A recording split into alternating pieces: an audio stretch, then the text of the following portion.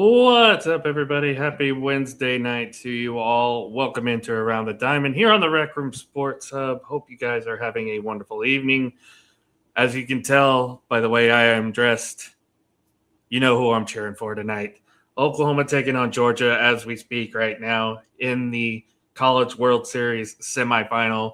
Oklahoma actually leads 4-0 right now, which makes me excited and nervous at the same time because I know how this team plays. So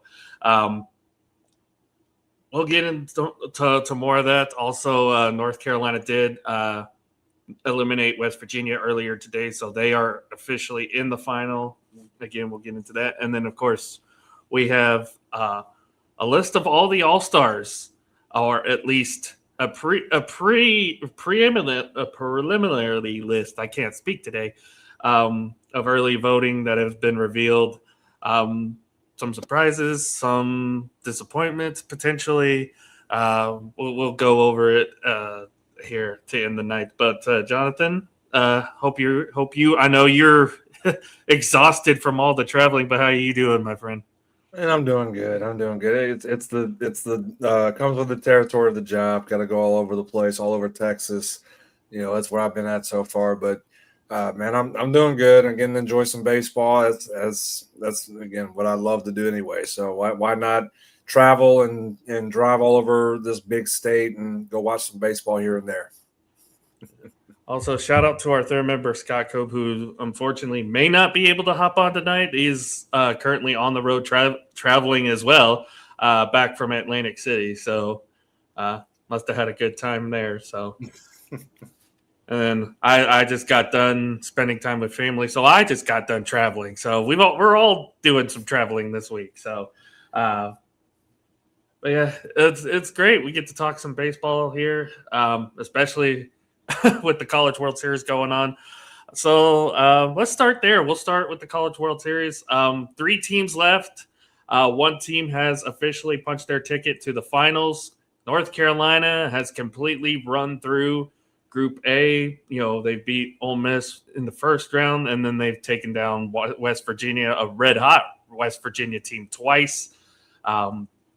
Good run by West Virginia. Also, Troy in this bracket, who ended up eliminating Ole Miss in the elimination game, was a fun matchup. This side of the bracket, a lot of people from outside of our professional circles, obviously, Jonathan, who have said, this side of the bracket is probably going to be the most boring because you obviously have the all SEC bracket on the other side. But this was a very entertaining bracket in pretty much every game almost. So. But again, you and Scott both were very high on North Carolina last week when we did our preview, and here they are. They're in the final.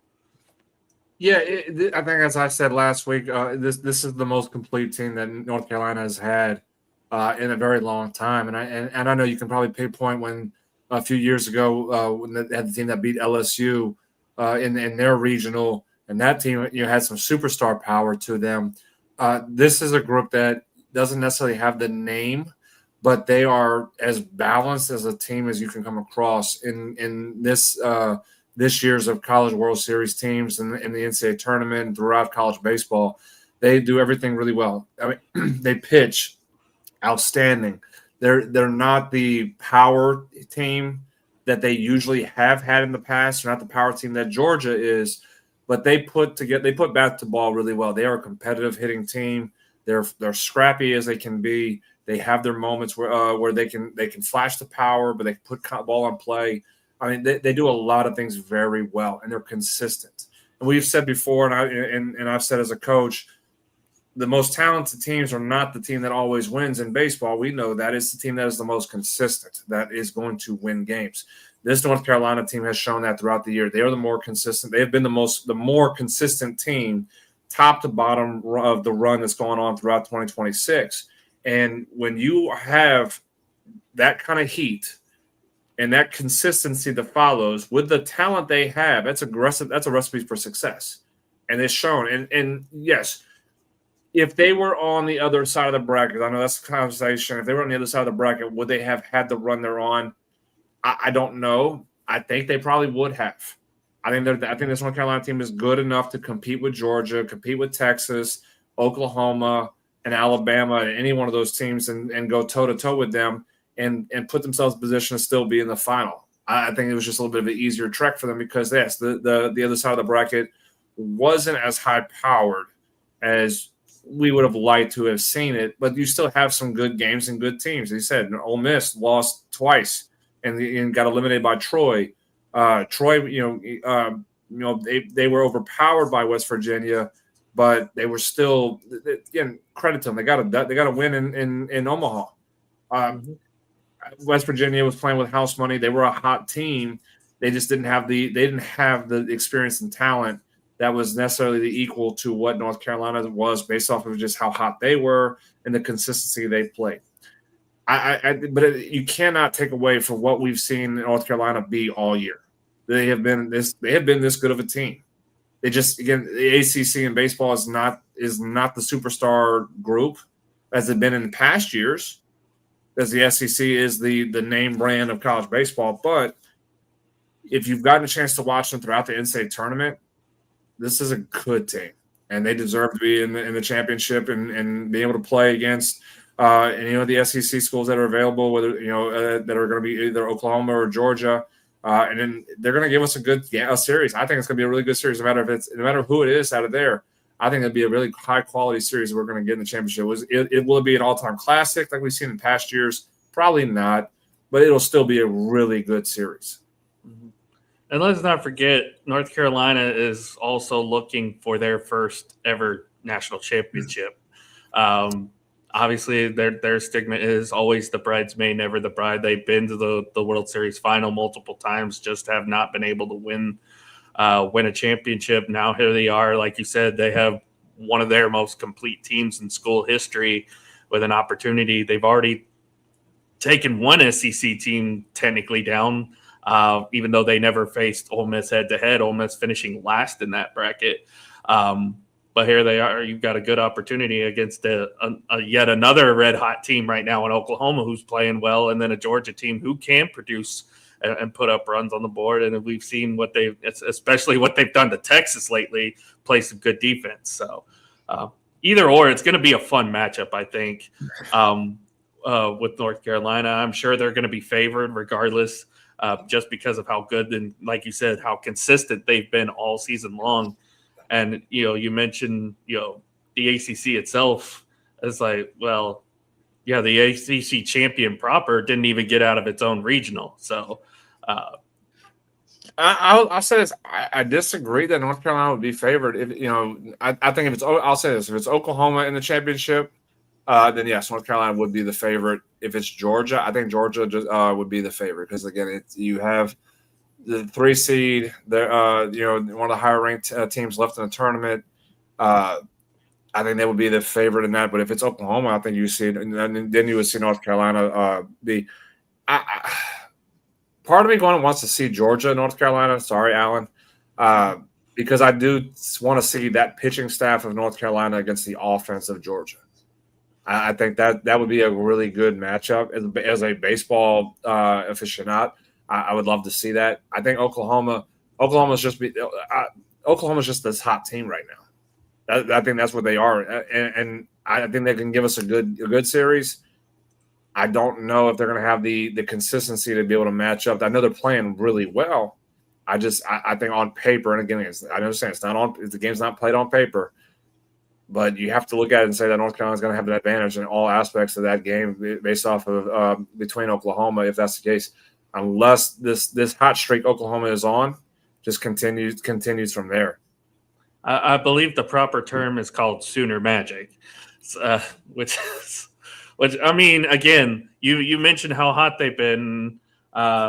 Georgia Tech, Kansas, Georgia potentially twice. And then just, Alabama just didn't show up at all this tournament. So, did Oklahoma go undefeated in their regional? They did lose once, and that was to Georgia Tech. And then they went undefeated. Then they've been undefeated, and they went undefeated. They beat Kansas. They swept Kansas, and then they haven't lost since they got. So before Georgia Tech, who was Oklahoma's last loss? I'm assuming it was Georgia or LSU. There you go. LSU in the SEC tournament. Well, congratulations! You can officially say you beat the national champions. Congratulations! Hold on now. Don't put the cart before the horse. Now they still got to they got to get there, and then they got to be able to do the job too. Mm-hmm.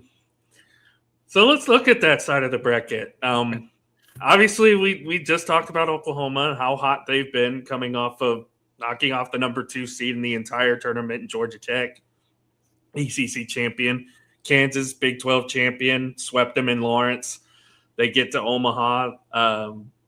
They handily take care of Alabama. I don't even know where Alabama. I think Alabama forgot they were supposed to play baseball this past weekend because they just completely no-showed in both games. I'm kind of upset we didn't get the Texas matchup, but and again, I was very nervous coming into today, but now with a 4-0 lead, I can breathe a little easier, but I'm still not counting my chickens just yet. So, Georgia's been impressive, obviously.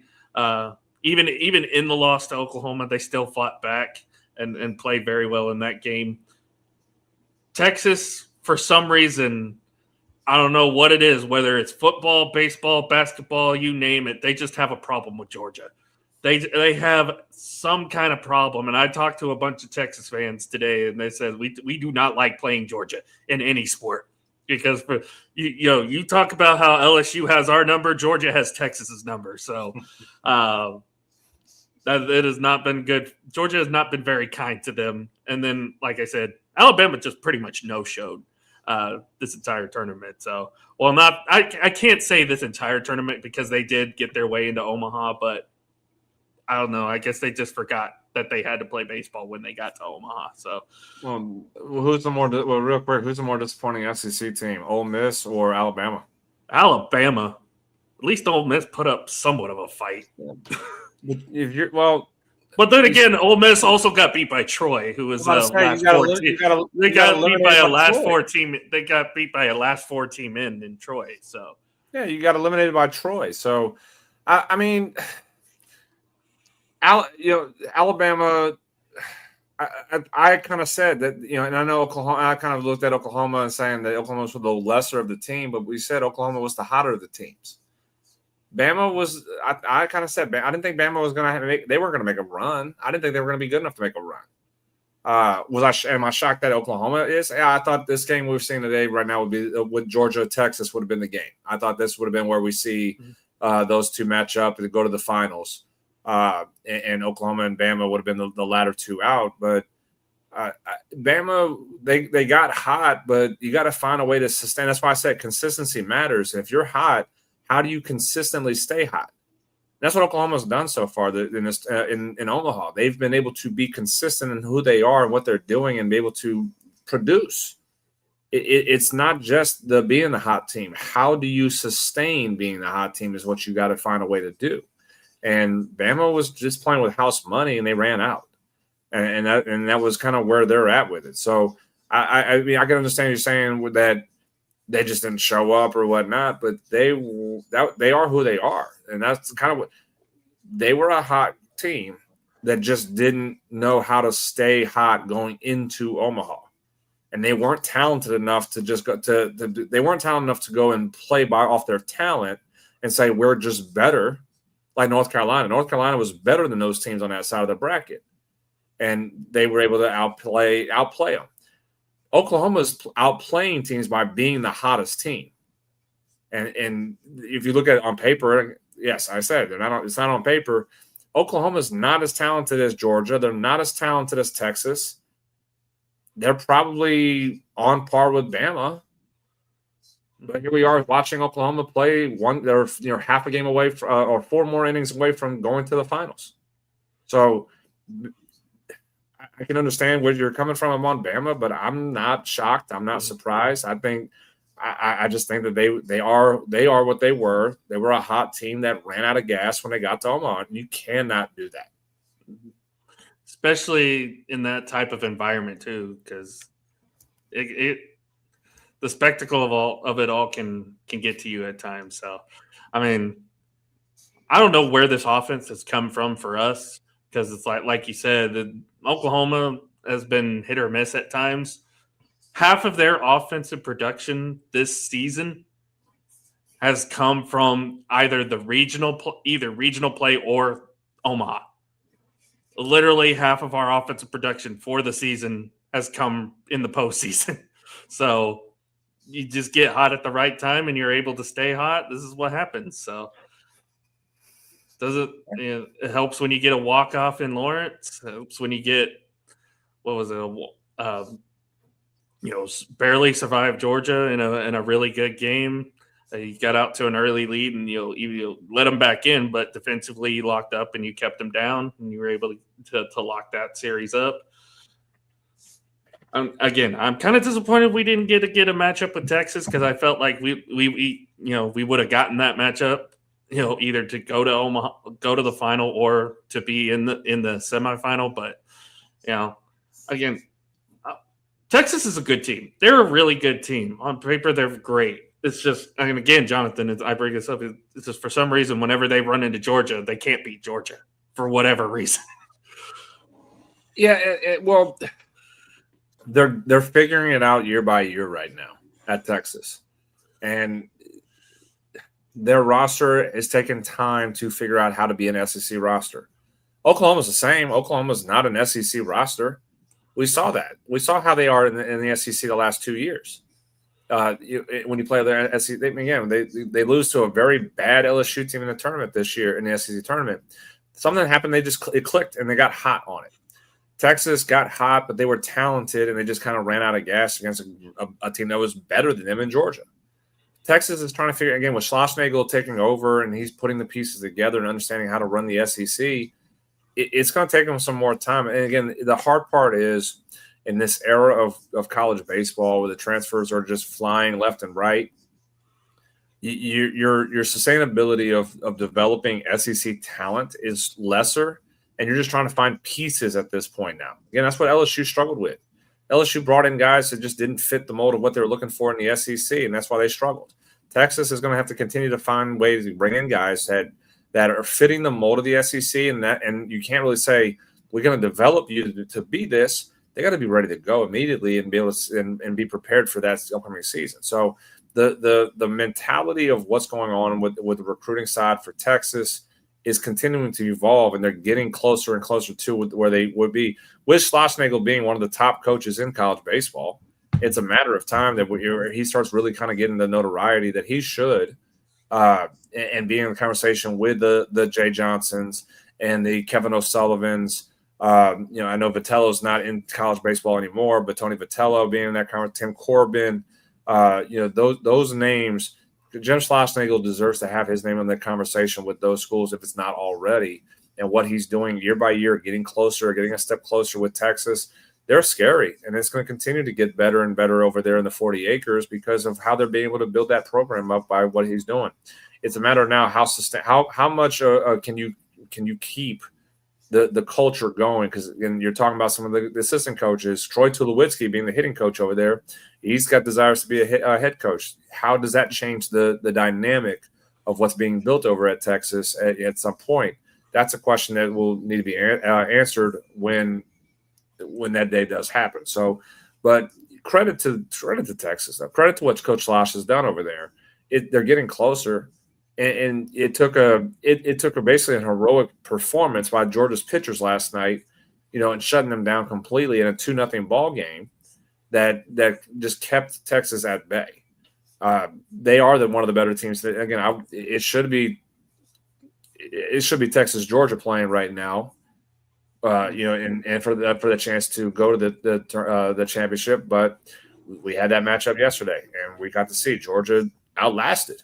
And that would have been a fun game to watch tonight. It would have came close to the LSU Wake Forest in 2023 with Skeens going against Wake Forest in the semis. I think that Texas Georgia, that game right now in the semis would have produced that kind of aura for this tournament. And instead, you get Sooner Magic. I get how you beat us every time, Jonathan. Now is that our Sooner Magic is countered by that LSU voodoo. For the voodoo magic, yeah. Absolutely. But yeah, I'm obviously enjoying it. We're playing well. We're playing well right now.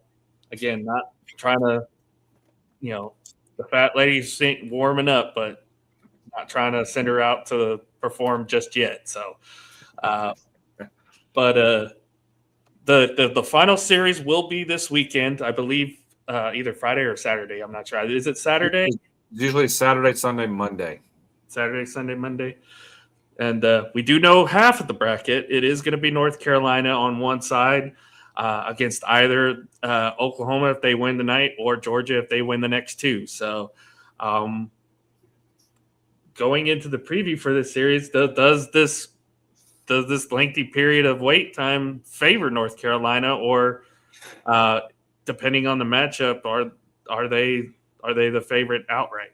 They're the favorite because, again, I think the pitching matchup's going to be in their favor. They're gonna have a day where a couple of days to kind of realign their pitching staff and be prepared for game one, and be ready to go. And the staff's going to have some rest. You're kind of hoping Georgia wins and they have to play. They'll have to play again on Thursday.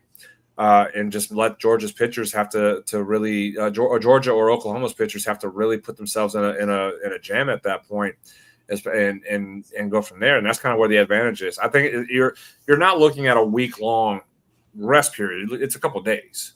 So it's not like we always talk about the bye in Major League Baseball's the wild card round for the top seed, and then they go they play having to wait a week before they play again. 2 days does not really affect a team's momentum going into a championship here in Omaha in the College World Series. So the advantage is still going to lie with the Tar Heels, no matter who is going to play, whether it's Oklahoma or Georgia, because again they're getting their pitching staff rested up and ready to go. And if you have the arms ready, you got the advantage. So I right now I think they're going to be sitting and watching and scouting and looking over what these two teams are doing and being prepared, and they're going to line their pitching staff up well accordingly to be ready to go. Does this go the full 3 games? Depending on who gets in. I think if it's Georgia, it potentially could go 3 games. But if it's Oklahoma, could you see it also going maybe 3 games? I don't for either. I don't. I think you're seeing, and I said this before the tournament started, is the big ballpark going to neutralize Georgia's offense? And if you go back and look at how they were playing in the regional and super regional, and they were scoring double-digit runs like it was nothing. They haven't come close to that production in Omaha. At Charles Schwab, they haven't done that at that field yet. They have had low-scoring games going, almost every game. That field has neutralized their offense, and so I don't think if it's Georgia or Oklahoma, North Carolina's got the advantage to sweep. I'm not, and we're seeing right now Georgia's being shut out in 5 innings. Where is this high-powered offense that Georgia has produced all year? Oh, you play at a Cracker Jack box at home, and you play in a bigger ballpark, you can't produce the runs that you normally would, and your pitching staff is not as good as it had been as you hoped it is with Wes Johnson, who Wes Johnson is one of the best pitching coaches. I know he's the head coach at Georgia, but he's one of the best pitching coaches in the country. Pitching is supposed to be better at Georgia right now, and they have not pitched. They've pitched well, but it's not been enough to where your offense is not producing, and your pitching is not giving you a chance to win the game. That's the problem. Case in point, they've given up 6 hits and 4 runs tonight against Oklahoma. And how many hits does their offense have tonight? 1. There you One go. hit. This one hit and 1 walk, I believe. You're supposed to be. You've been advertising yourself as the number 1 offense in the country, the number 1 offense in the SEC, and you're neutralized completely based off of this ballpark. And the ball doesn't carry it in Omaha. It doesn't carry well. It's a huge ballpark. It's Rosenblatt. The ball, for some reason, it carried out a lot more. The wind doesn't blow the same way out. It blows in more at this ballpark. So if you're a power hitting team that can't drive the baseball really well, you're not scoring runs. And that's what Georgia is struggling with right now, and they're not getting the production that they normally get. So if they survive, I don't see them beating North Carolina. North Carolina can pitch; they can neutralize them more, and it's just a matter of now who's going to produce the big hit to get the scoring for your team. Well, I trust North Carolina more than Georgia right now. Mm-hmm. Oklahoma, I think they're going to depends on how many pitchers they have to use, and if it goes into 2 games. I think you're gonna if it goes into 2 more games, your advantage and your pitching staff gets neutralized too. Then, mm-hmm. And I think that no matter what, the advantage is going to go to North Carolina, and I don't see it going 3 games. I think North Carolina is going to be the best team going into it, no matter if it's Georgia or Oklahoma. I think Oklahoma has the better chance. I personally think it'll go 3 games because I think Oklahoma, if they stay hot, they can steal a game. But I think ultimately North Carolina is just going to be too much for them. I think they get past Georgia tonight, and then you get the Oklahoma North Carolina matchup in the final. But I agree with you. If the pitching's not there, if you can't get the offense to produce, then you have no shot against a well-rounded North Carolina team who again has been consistent all year long compared to some of these other teams. Yeah. I'm hoping for it. I'm hoping we can steal this one. It would be a magical run because again, it seems like every time especially when I look on social media, every time we get in a matchup, they're like, oh, Georgia Tech's gonna knock them out. It's gonna be clean sweep. Nope, we knock out Georgia Tech. Oh, Kansas is gonna sweep them out of Lawrence. Nope, Kansas gets swept out of Lawrence. Oh, Georgia. Oh, they're playing Georgia. They have no chance. Oh, they beat Georgia potentially twice. I just want the magical run to continue. I think it would be a great story, but it would also be a great story for North Carolina to finally win their first national championship too. So, especially with like we said earlier, this is the most well-rounded team they've ever had. So. I'll say as much as I did pick North Carolina to win it. I do again. We're SEC. I know you're a new SEC guy. I've grown up as an SEC guy. SEC dominance means everything to us. I want to see an SEC team win a national championship again and continuing this. I think it's 7 straight years. I think it'll be. That'll be yeah. I think it is 7 straight years in winning College World Series. It continues the dominance. So I'm torn because I want my pick to be correct. I always like to be right, but at the same time, I do want SEC dominance to continue. As well, so it's a little bit of a torn situation and where I'm at, sitting here with my prediction and what I'm hoping for. I would say half of my predictions wrong anyway because West Virginia is already out. So,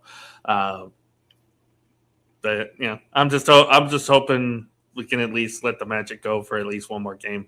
It is 4-1. Georgia finally did get on the board, but it is 4-1 in the bottom of the 5th right now. So.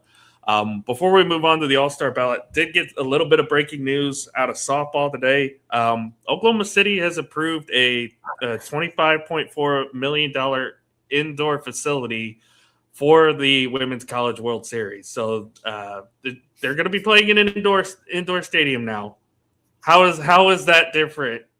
Because I know the enclosed, it's an indoor facility for the softball, I guess. They're building an indoor stadium. Sounds like it. Yeah, it's at Devon Park. Yeah, indoor facility at Devon Park. Could that be a training facility or is it actually going to be a ballpark? I don't know. It didn't really give much detail, but if it's a stadium, that would be kind of cool. But at the same time, it's much different than playing outdoors. It might just be a training facility or a facility for for all the teams to come out and kind of chill out, I guess, when they come to Oklahoma City for the World Series or something like that. Yeah, because I know I know Oklahoma City's doing like this whole big sportsplex that they want to put in Bricktown. That's already been approved. I know they're getting a new arena for the Thunder. They're getting a new soccer stadium, I believe, which is also going to double as their UFL stadium whenever they get their UFL team. So it may just be a facility to go next to the ballpark, but I don't know. Yeah, because you said 24 million. Yeah, 25.4 million. That sounds kind of cheap for an indoor stadium. Yeah, So it sounds like it'll be a training facility more than a stadium, but which is good for them, which is good for the city, which is good for the area. I'd like to see them actually build a stadium for the Women's College World Series. You have essentially the temporary bleachers behind the outfield walls. Go build a 25,000 seat stadium for them. Make it, or hell, get 30, make it a 30,000. They'll sell out. Like, that's the thing. Like, you build a 30,000 seat stadium for women's softball, it'll sell out, and it's nothing. I think they need to do that. I think they get an actual stadium. Not the ballpark's nice and everything like that, but if you have a stadium that actually is built up for a World Series like you have in Omaha, and if you do something like that in Oklahoma City for the Women's College World Series, that would be absolutely amazing for the sport. Why is the Women's College? Good evening, by the way. Why is the College World Series in Oklahoma City? That's where the Hall of Fame is. That's where the women's the women's college or the women's softball Hall of Fame, or the softball Hall of Fame is in Oklahoma City. Okay, I get that, but can't we move it to some place I don't know? Why don't you do Omaha? I said that a year ago when we talked about this a year ago. Yeah. I said why not have both the women's college World Series and the men's college World Series be in Omaha, because they're 2 weeks apart from each other. You talking about the economy being booming in Omaha for that to be the case? I said that'd be a great idea.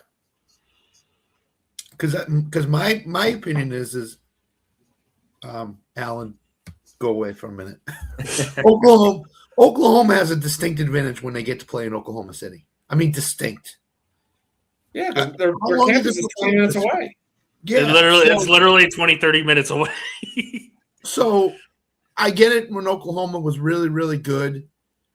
It drew, but Oklahoma's not the dominant force they were in women's college softball. And as Jonathan said last year, and again, I don't remember it, put it in Omaha. Build a stadium right next to where the baseball stadium is. And Omaha, it's the middle of the country. What else does Omaha have out there besides the College World Series? They have nothing. Corn. So they got corn out there. Yeah, but I'm saying they have no professional teams. They have no, there's nothing going on out there. There's a bunch of companies that base their operations out of there. Put this college. Say other than really Omaha and Lincoln, there's really nothing in Nebraska. No. So, but that's why it's but again, it's not going to say, because again, the softball Hall of Fame is based in Oklahoma City. Yeah, that's why I've actually been in there. It's actually really cool. It's cool. No, it is definitely cool. I've been there. When I had my softball teams, we go visit a couple of times. It's definitely a cool setting. It's definitely a cool place to go see. Is the College Baseball Hall of Fame in Omaha, rather? No. Okay, so where's the College Baseball Hall of Fame? Do they must have one, but I just never even heard. It's never been talked about.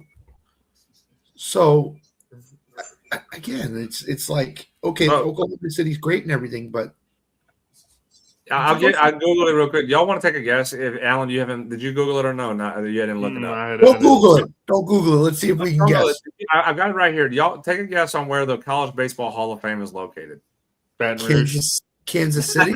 not Baton Rouge. Kansas City? Close. It is close. Overland Park, Kansas. Isn't that where the NCAA headquarters are? Are they pretty close to it, I think. Close to it. Is it? Is the headquarters in Overland, Kansas? I believe I've heard it is. Maybe they moved, but no, the NCAA headquarters in Indianapolis. Indianapolis, okay. Yeah, that makes sense. So Overland, of all places, Overland, Kansas, to where the College Baseball Hall of Fame That seems remote to me. That's a really remote. That is location. very remote. Put it in Oklahoma City, right next to the world. Join it together. Why don't you join it together and make it one big building? Don't, Scott. You know that's gonna piss a lot of people off.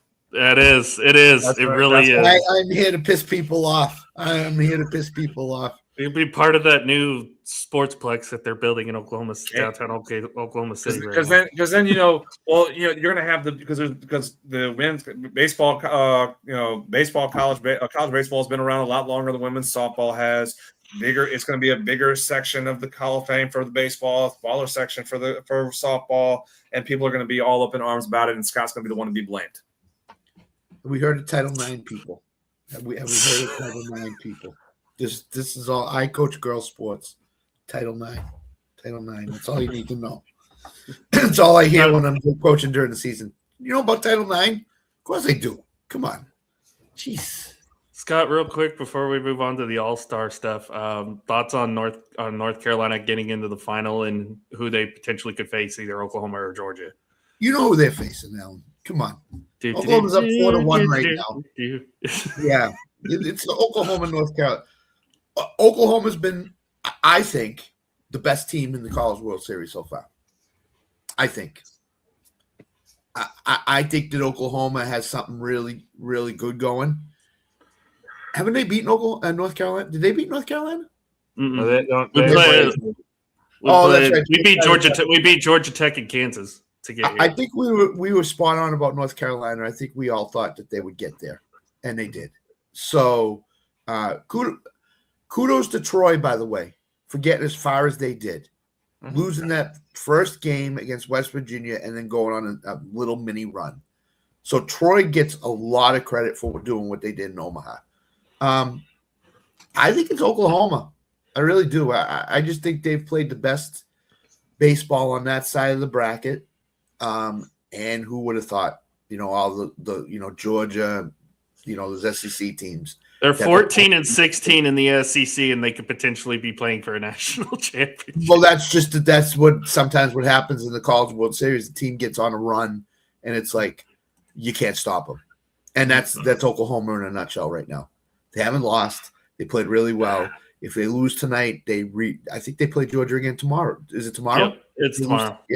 Yeah. Tomorrow would be the winner take all game. I think it's Oklahoma, North Carolina, and what a College World Series final that would be, because I think both teams are really, really good. So even Georgia getting there would also be good, but I just think that Oklahoma's the team that on that side of the brackets played better than anybody. So.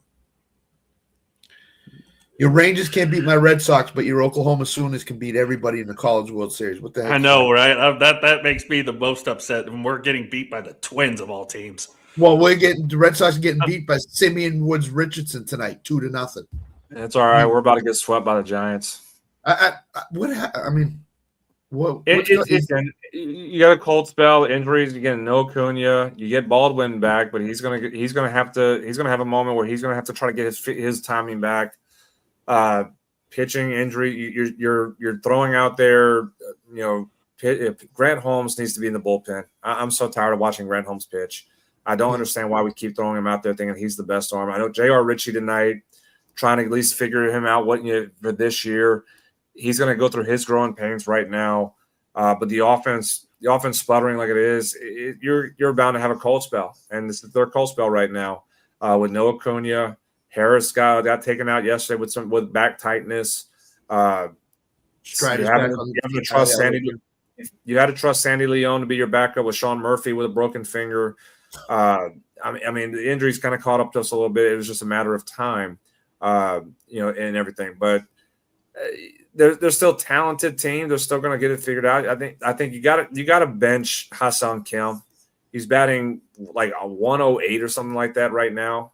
He doesn't have it. You got to find a way to just take him out of the lineup, do something which you don't want to DFA him because you're paying him $17 million, but you got to do something to not have him in the lineup anymore. He's it's just not there. And so figure that part out. And then hopefully with Harris's back tightness kind of doesn't flare up and he can come back.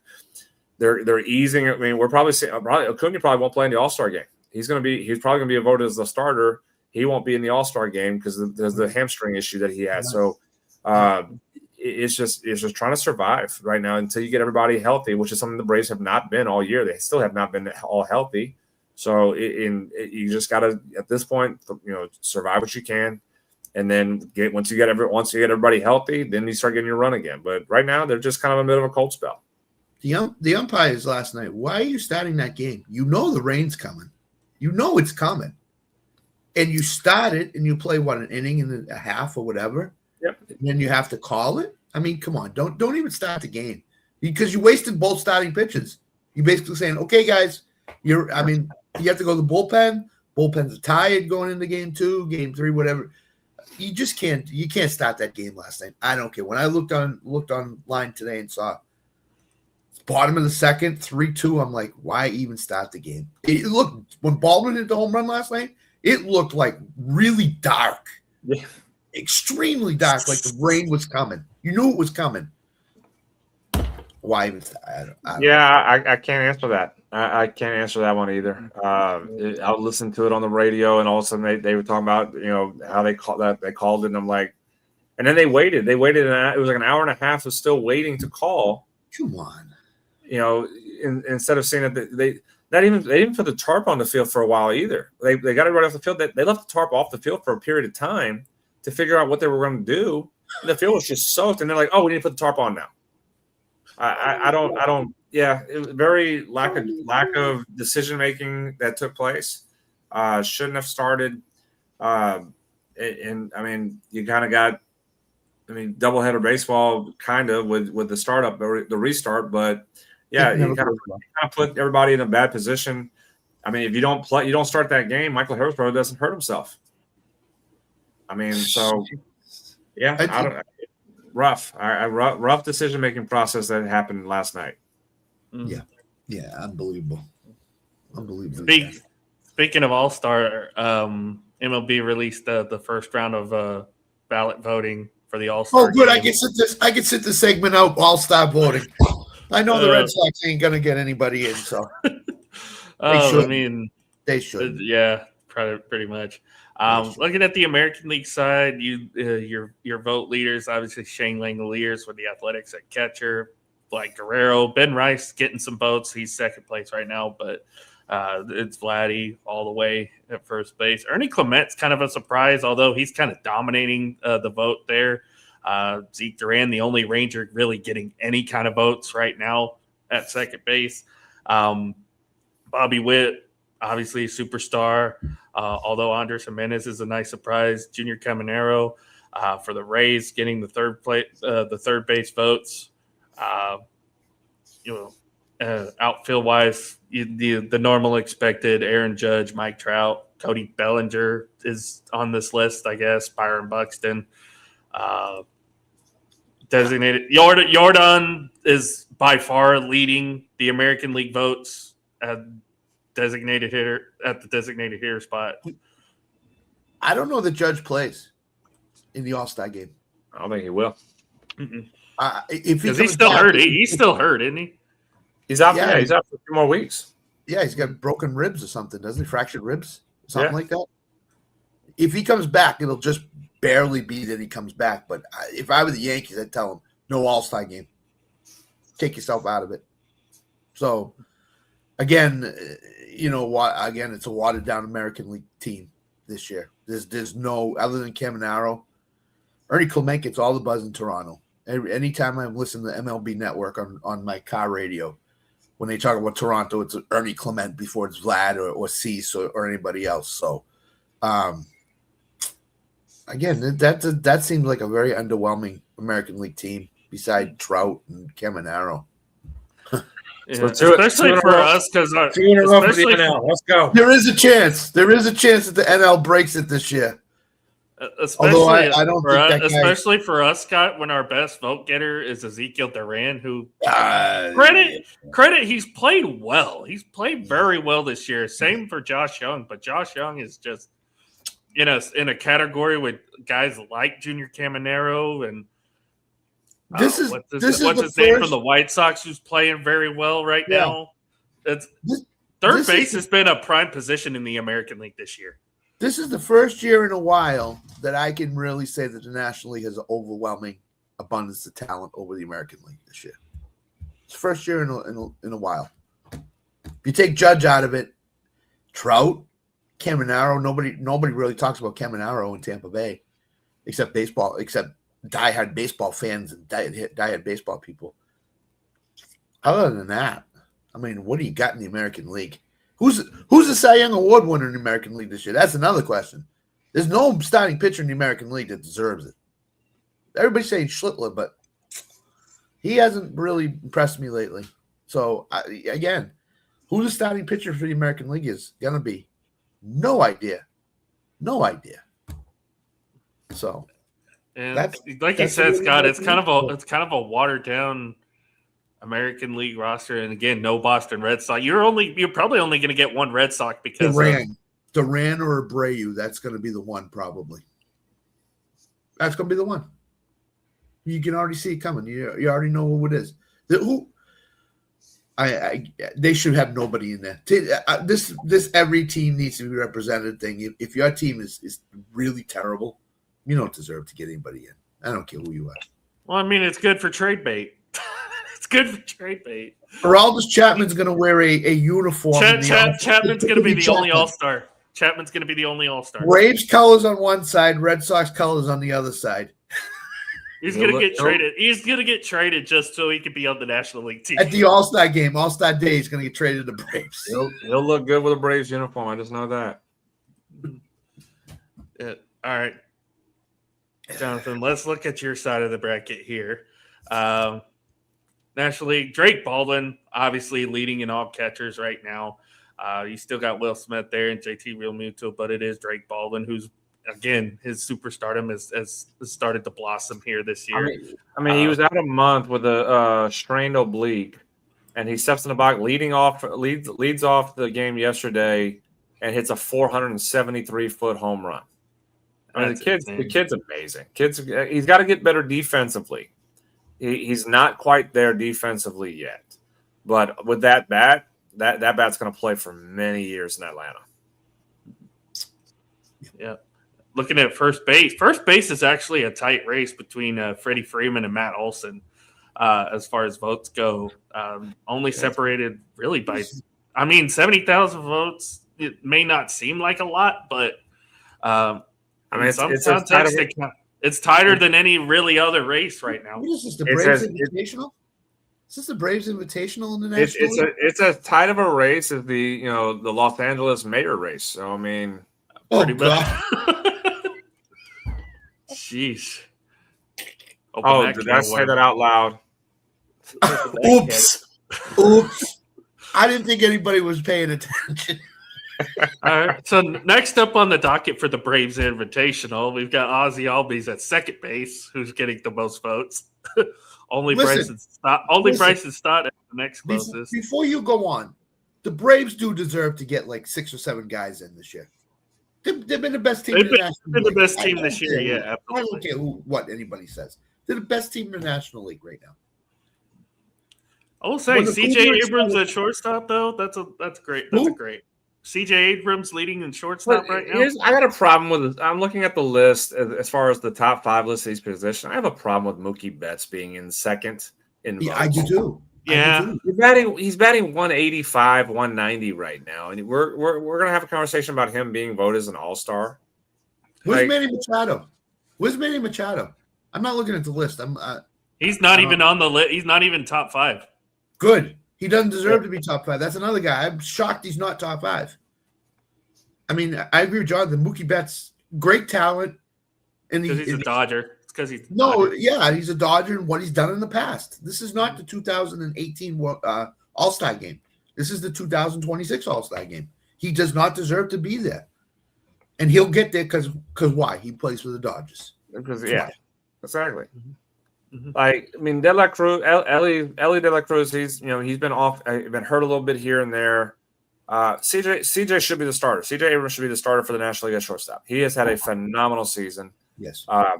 It should be him. I don't care what any vote says. That if they jump Mookie Betts votes wise ahead of CJ Abrams needs to be the starting shortstop for the National League. End the story, point blank, done. Make it, and whatnot. You can say Ellie De La Cruz. You can say maybe Trey Turner. I don't know. I think Turner's having a pretty good year as well. I have to double check on that. But I mean, there's not a lot of shortstops. I think that's something the National League that it doesn't have higher up on than what the American League has at shortstop. But CJ Abrams needs to be the starting shortstop for sure, the National League. 100% agree with that. He's been terrific so far for Washington. You ready to take that back, Jonathan? He's batting .223 with 7 homers and 21 RBIs. That's Trey? 66 hits. Yeah, that's Trey. Okay. Well, again, I don't pay attention to Philly, so I was. He's going to get there on name value. Yes, I agree. Is that an all-star stat? Probably not. But again, who else in the National League at shortstop is kind of right. Has kind of separated themselves as an all-star. I'm sure there's one or two, but third base, Max Muncy, again, another Dodger. Alec Boehm's on there too. Nolan Arenado's third. Outfield right now would be Pages for the Dodgers, Ronald Acuna, Brandon Marsh. Michael Harris is even on there. He's fourth right now. And then another Dodger, and Teoscar Hernandez. Which Harris will move up because, again, Acuna is not going to play in the All-Star game. He's gonna miss another few more weeks. So you can remove Acuna. You put Harris moving up on that list, which Michael Harris deserves to be an All-Star. He absolutely deserves to be an All-Star. So you put him in that conversation, and and put him as a starting center fielder. Pagas can go to left field. Marsh, I guess Marsh is third or whatnot. Put him in right field, and you're all set from there with it. But Harris absolutely deserves to be an all-star this year because of the season that he's been putting together out there in Atlanta. All right, and then of course Shohei, the leading vote getter out of everybody. Alan, you're not looking at Muncy's stats, are you? No. Don't look at Muncy's stats. Can you guys ballpark what Muncy's stats are right now? Max Muncy for the Dodgers. Probably like 205 average, something like that. 225. You're way off on that. Oh God. Oh no. Higher or lower than that? Higher. Yeah. 248. 265 average. Okay. 16 home runs. 59 hits. 28 RBIs with 16 home runs. 28. Wow. That's a middle of the order Dodgers guy that has 28 RBIs with 16 home runs. That's bad. You should have at least in the 40s or 50s someplace. Yeah, but but he's batting behind guys that are producing too, though. That's the thing. Like that's true. That's true. I mean, if he's not getting a lot of help from guys that are that like Freddie's. Freddie's been having a good year. You have Shohei does his thing. Kyle Tucker's having a decent season as well. You have guys producing in front of Max. So I mean, there's not a lot of production to be had. With runners on base for him, if they're gonna keep producing when he's on the top of the order. So what that tells me is all his other hits than home runs with nobody on base. Pretty much. Yeah. What's he batting? Third or fourth in the lineup? Probably third. No, Betts fifth. Probably fifth. Yeah. If I had to guess, probably fifth. Yeah, I mean the Dodgers have great run differential, but it's because of their pitching. Right now, they have the best. I think they have the best run differential in Major League Baseball, but it's not because it's only because of their pitching. It's not because of anything else. And they get a walk in their division too. The Padres are throwing up on themselves right now, so to speak. So yeah, Muncy bats fifth for them, where you have Ohtani, Pagas, Freeman, and Betts ahead of them, and then Kyle Tucker bats sixth behind them. Remember 2 years ago, everybody was like, what the hell is Pagas doing? He's batting ninth. He's not doing anything, not hitting the ball at all. And now all of a sudden, 2 years later, he's going to be an all-star. Yeah. I mean, that's crazy to think. Mm-hmm. Real quick, though, don't we miss the days of the all-star hit? Like players that make it to the all-star, they're batting like 320 and 330 and 340. And we're talking about Andy Pagas, who's batting 269. The Wade Boggs, Tony Gwynn days. Remember those days when guys were that. Frank Thomas was a 340 hitter, in the All-Star game in the 90s. McGuire was a 330 hitter. I mean, like Derek Jeter was a 300 hitter, and all these guys. You're talking about every player in the All-Star game was a 300 batting average. Yeah, Ortiz, Manny, I mean, Chipper Jones, Andrew Jones. I mean, all those guys.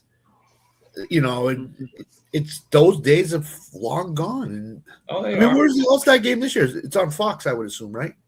Yes. You think it's going to get any kind of ratings? Do we think people are going to watch it? Home Run Derby's on Netflix, though, right? Great. That's another thing. That's another topic for another day. But do we think it's going to get ratings in terms of people watching? Or will people say? I think it is because we're seeing. I mean, I'll watch it, but I think TV ratings has been up, and despite the issues with all the streaming services. I think I've seen a report where TV ratings in Major League Baseball has been up. And again, you're feeding off of what you had in the World Baseball Classic success going into what's been a good season so far. I think you'll have a lot of viewership in the All-Star game. Especially again, you have a little bit because for a long period of time when the American League were dominating, nobody really watched it because the American League's going to win, and then it is what it is. We're starting to see again a twist that it's more competitive the last 3 years. Last 3 years now, and you're going to see you're seeing guys, a little bit of the younger guys coming up, and a little bit more of the newer names that you're going to want these people to learn more about. That's what the All-Star Games is all about. Is you're getting these younger superstars, out there, where you're getting the fan bases to understand who Junior Caminero is for the Tampa Bay Rays. You're getting to see a little bit more about who Andy Pagaz is for the Dodgers. Starting to see a little bit more about these young guys. Jacob Mizorowski is going to be out there, probably a starter for the All-Star team, and you're going to get a chance to learn about him more on the national stage. So I think you'll see a good rating boost this All-Star game because again, you're seeing the next generation of guys that are coming up. But it's going to be a competitive game too, which is what you want to see out of this, where this is the best All-Star game in all of North American sports. In the story, it is. So it is, no question. You can't fake baseball, especially in an All-Star game. You can fake it in the NFL, you can fake it in the NBA, you can fake it in the NHL. NHL All-Star game, it's like 13 to 11, goals scored. And then you have the Major League Baseball All-Star game, and it's 2-4 because 2-4, something like that, because you can't fake baseball. No, you can't. How about this? How about in the All-Star game, the American League sees Miz as a starter, Skeens right in back of him, and Christopher Sanchez following him the first 5 innings of that game. Will they even get a hit? And then if you want to throw Shohei out there in the 6th inning for an inning, go right ahead. I mean, the National League could be walking in the 7th inning with like a 3-0 lead or something. But then you could also throw, like, again, with Sale Iglesias and Roberto Suarez for the Braves in the back end part of the bullpen. And then Mason Miller to finish it off in the 9th. Oh, my God. They might not even get a hit. Never mind a run. Holy moly. Oh, man. That just shows how lopsided it is right now between the National League and American League. No. I'm going to stop y'all right now. Stop y'all right now. I've had it. Again, y'all about to get it out of me right now already because again, I know, and I'm going to get it out of before I go on vacation next week. I had to endure 15 years of the American League beating us every single time in the All-Star game, and you guys want to bitch and complain about 2 years, potentially 2 years of it being uneven? No. I'm not complaining about it. 15 years of having to be ahead of the game like this, almost 20, and really you can go back to almost 20 years. Y'all want to sit here and cry about it. Well, the American League is not as good as the National League. Cry me a river. You know what? I talk about you can't fake baseball. You're damn right we can't fake baseball. I hope the National League puts up 12 runs. I hope it's 12-0 on you American Leaguers, and I hope you enjoy every second of it. I'm not an American League fan anymore. I've given my Red Sox card back. I'm done. Till they get new ownership. I'm almost out on this franchise. Until they fire Breslow, I'm almost out on this franchise. This franchise is terrible. David Ortiz comes out. Oh, he cares. Where is he? Where's the guy? Where's your owner? He's sitting in his plush office someplace in Liverpool. Come on. And we could do a whole show on the Red Sox misery, but I digress. I don't know about y'all, but I'm enjoying college baseball right now. Yeah. It's 5-2. Bases loaded for Georgia. Here come the Braves. Here come the Braves. The Georgia Braves. The Georgia Braves. Braves. Oh, Georgia? It's Georgia? Uh-oh. Squeaky. Although Oklahoma has another game, so they don't have to really worry. They can play around with their food tonight. No, I don't want to play around with our food tonight. I want to win. Just like the Thunder did with the Spurs. Play with your food. What happens? You lose. Oh, that's another show. Sorry. Sorry. Jonathan, I know you got to get going here pretty soon. You're all over the place. Where can the people find you at? Yeah, like I said, beginning part of the show, I was in Austin. I was in Dripping Springs outside of Austin earlier today for 2 days.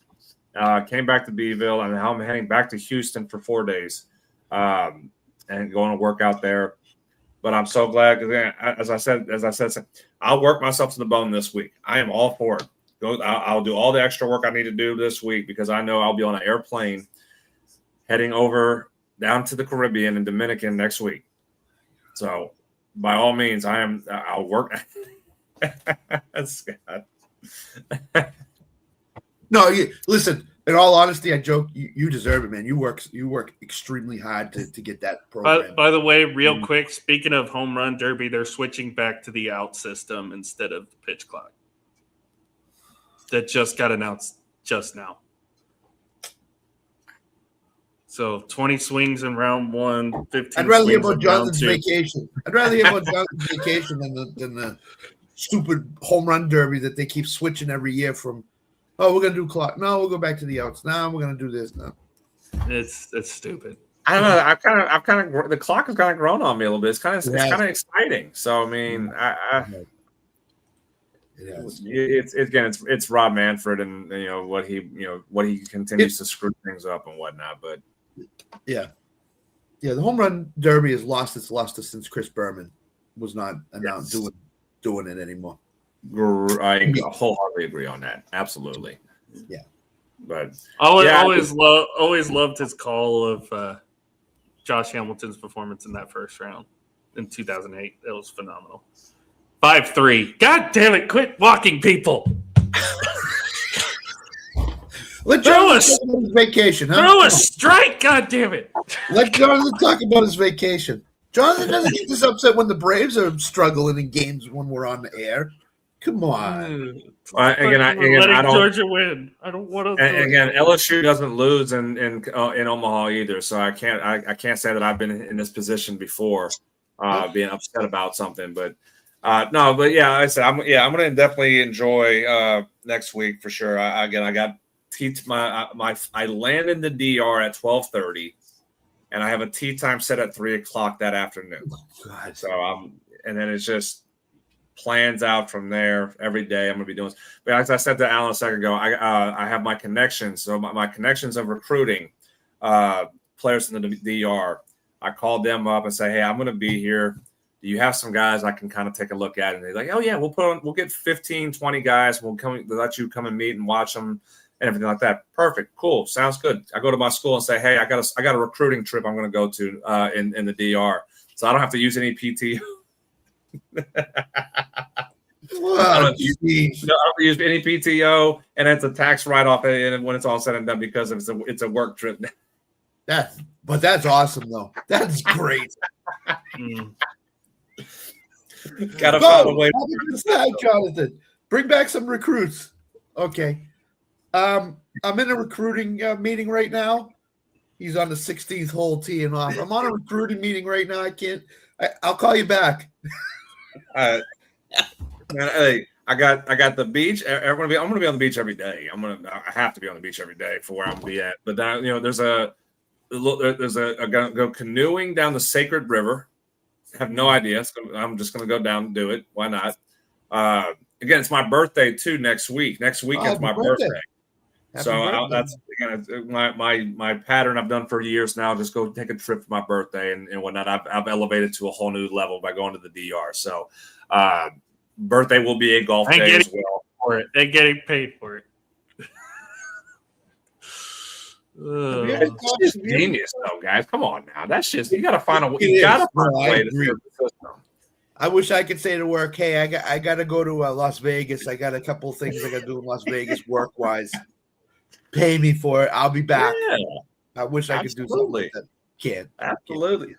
Have you ever done a scenic trip to Oklahoma as part of your birthday trip? See, I got to figure out what I'm doing next year because now do I go a little bit step down next year for my birthday, or do I go another level up? I have to decide. I got to figure out. Do I want to keep going higher, or what would be higher? The step down? What would be the step down? Staying in the States someplace? Is that staying in the States? Staying in the States would be, I want to go to San Diego and golf at Torrey Pines. Oh, that'd be awesome. That would be the step down for if I go. That would be go to spend 5 days in San Diego golfing at Torrey Pines for my birthday. That'd be awesome. So the only better place you could go would be Augusta to the Masters. Yeah, I'm not that important to be able to go golf at Augusta though. So I don't know anybody that can take me over there. I will say this though, for my 40th birthday, so I'll be 36 this year. For my 40th, I already have it planned out. My dad and I already kind of began planning out. I will be golfing at St. Andrews. Yeah. Win season or non-win season, or is there such a thing? Oh, there's no such. It's win no matter what. That's what I thought. That's one of the links courses, right? Yes. Yeah. That'd be a bucket list item. That is at the top of my. Obviously, Augusta's there, but Torrey Pines is on the golf bucket list, but St. Andrews is at the very top, the birthplace of golf. I was in Augusta three or 4 years ago, and that's TV does not do it justice. Oh, you have to go. You gotta go. It's great. It's phenomenal. I mean, if I wasn't a baseball coach and we had games around the Masters, I definitely would go in a heartbeat. Yeah. I would love to be able to go watch the Masters. Absolutely. It's nostalgic. When you get onto the course, you can feel everything that's gone on with Tiger and Jack and all those, and Rory and all those guys. It's a really fun place to just go, even if you're not playing golf, just to go and see. I want to golf it though. I did 9. I didn't do 18. I did 9, and it's really. I mean, I want to golf it so bad. I want to just be able to play that course. Like I would give everything I could to go golf that course one time in my life. I did the back 9, and on those holes like 16, where the slope on TV gets it, you can see it. It's there, and you get the ball on that slope, and you just watch that ball go right to the hole. It's phenomenal. Alan, you got to go. It's a costly trip, but it's well worth it. Sure. Absolutely could be. Already have to start saving up. Already have to start saving up for a trip to Dallas here in September. So. Oh, that's right. Jay's taking you to the game. That's right. Jay sold like for a baseball fan. Jay sold like half of his organs just so we could go watch this Commanders and Cowboys week 2. On ESPN Radio, yeah. I'll definitely update you guys with some pictures while I'm on the island next week and everything. And, I know you will. So Scott will probably just be us two next Wednesday unless Jonathan's live streaming from the beach. Don't tempt me.